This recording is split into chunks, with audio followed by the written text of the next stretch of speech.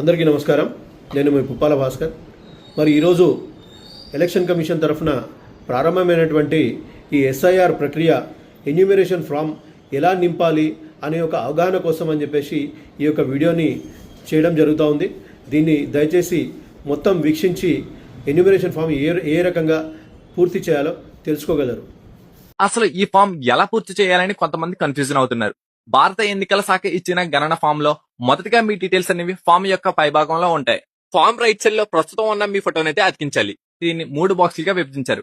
మొదటి దానిలో ఓటర్ యొక్క ప్రస్తుత పూర్తి వివరాలు చేర్చాలి. అంటే పుట్టిన తేదీ, ఆధార్ నెంబర్, మొబైల్ నెంబర్, తండ్రి లేదా సంరక్షకుని పేరు, తండ్రి లేదా సంరక్షణ ఓటు గుర్తింపు కార్డు నెంబర్, తల్లి పేరు, తల్లి గుర్తింపు కార్డు నెంబర్. మీకు పెళ్లి అయితే మీ భాగస్వామి పేరు, అవ్వకపోతే ఖాళీగా వదిలేయండి. మీ భాగస్వామి యొక్క గుర్తింపు కార్డు నెంబరు.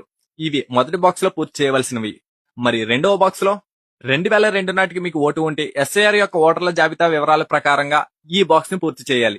అంటే మీ పేరు, ఓటు గుర్తింపు కార్డు నెంబర్, బంధువు పేరులో తల్లి లేదా తండ్రి పేరు, వారితో మీకు ఉన్నటువంటి బంధుత్వం, తల్లి లేదా తండ్రి, జిల్లా, రాష్ట్రం, శాసనసభ నియోజకవర్గం పేరు, నియోజకవర్గం సంఖ్య, భాగం సంఖ్య అంటే మీ ఏరియా బూత్ నెంబర్ వెయ్యాలి. క్రమ సంఖ్య అంటే మీ ఓటర్ లిస్ట్ లో మీ సీరియల్ నెంబర్ అంత అనేది వెయ్యాలి. ఇంకా మూడో బాక్స్ లో 2002 నాటికి మీకు ఓటు గుర్తింపు కార్డు లేనట్లయితే మీ తల్లిదండ్రుల లేదా తాత నాన్నమ్మలకు భారతదేశంలో ఎక్కడున్నా వారి గత 2002 నాటి ఎస్ఐఆర్ లో ఇవ్వబడిన ఓటు గుర్తింపు కార్డుల వివరాలు చేర్చాలి.